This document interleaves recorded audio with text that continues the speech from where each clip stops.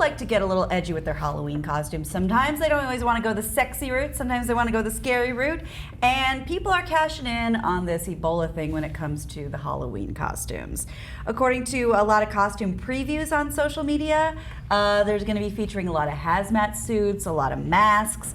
Costumes are meant to lampoon, but the world is getting more serious. This is scary stuff, said Tony Bianchi, manager of New York's costumes in Manhattan. Now, this isn't a new thing to do something totally off color, pretty tacky, maybe horrible. In the past years, the store has sold such ripped from the headlines costumes as White House intern Monica Lewinsky, Princess Diana after her fatal car crash, and the Chilean miners trapped underground in 2010. Dude, that year, everybody was a Chilean miner. There were a lot of Chilean miners. Really? Yeah. I remember going out on Halloween that year, and everybody thought that was a clever costume, that they were going to be the only ones who had it. Meanwhile, like 40% of the crowd was Chilean miners. Really?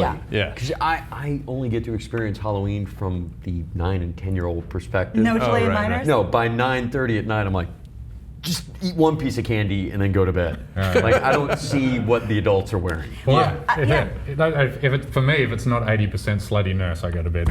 Oh, duh. You can make anything slutty. I saw a costume for a slutty lobster, a slutty corn on the cob, and a slutty Yoda. Okay. FYI.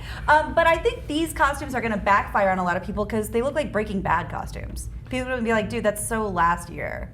Because that's their cooking outfit. Oh, yeah. And that would be the thing. worst possible thing if you were so last year. Right? That would be devastating. Way more offensive to the Halloween community. Right, when you were just trying to be Ebola this year and have a great costume. I'm Ebola, guys! I'm not Walter White. Get it right. Right. So, but you know, America is a panicked place. Like, if they start seeing the hazmat guys around, watch out. I mean, panic might set in. And then some guys are going as ISIS. Like the whole black outfit and the thing that you see in the videos. Dude, you're playing with your life, man. And a week before, if we can get Fox News to say that ISIS is secretly planning to spread Ebola on Halloween. Oh my God. Yeah. Look out.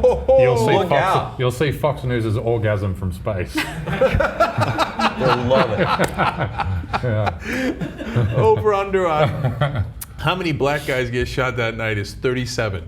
They weren't even in the outfits, but people got panicked. That's right. They started shooting.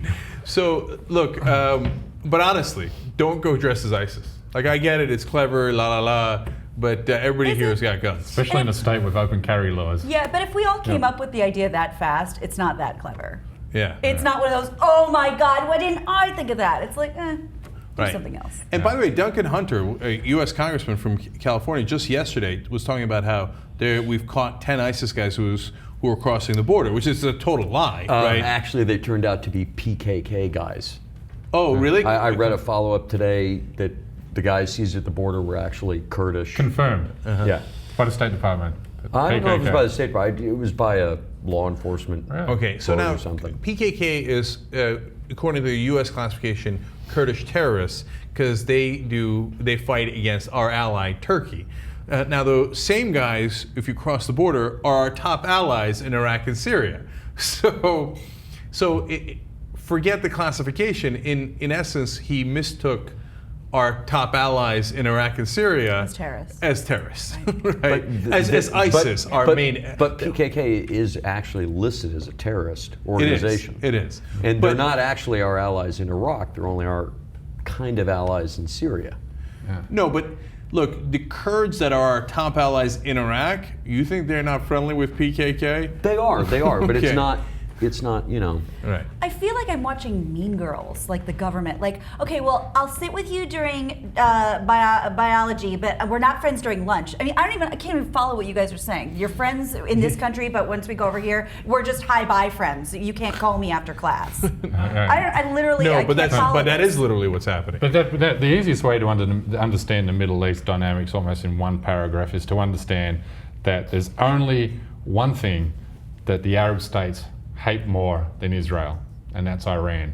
And once you understand that, everything comes into play. And in fact, I wrote a piece yesterday, an op-ed yesterday, that ISIS is our quasi-ally. Our strategic alliances are totally coincide with ISIS. They want to get rid of the Iranian provincial government, which is in Iraq. They want Sunni Arabs to be back in control. and they also want the Iranian regime to be toppled. In fact, Seymour Hersh, Pulitzer Prize-winning journalist, wrote a piece in 2007 called The Redirection. And the redirection was a US military plan to start arming hardcore Islamist groups in Syria that will eventually spoil over into Iraq and topple the Iranian-controlled government. Because the Saudis and the Qataris and the Jordanians and the Egyptians, they cannot live with the fact that Egypt has been turned into a quasi-Iranian state. So ISIS is the product of our imagination, our tool to overthrow Maliki or the former Maliki government and then deal with Iran next.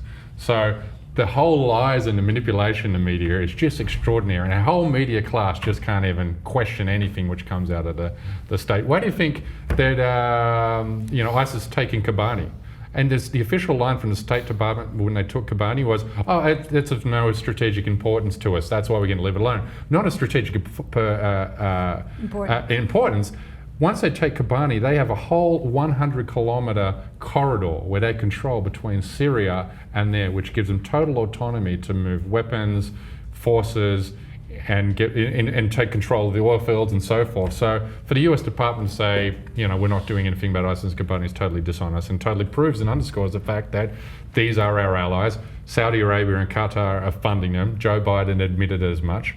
Let's call a spade a spade. We don't want to eliminate ISIS. That's not our goal at all.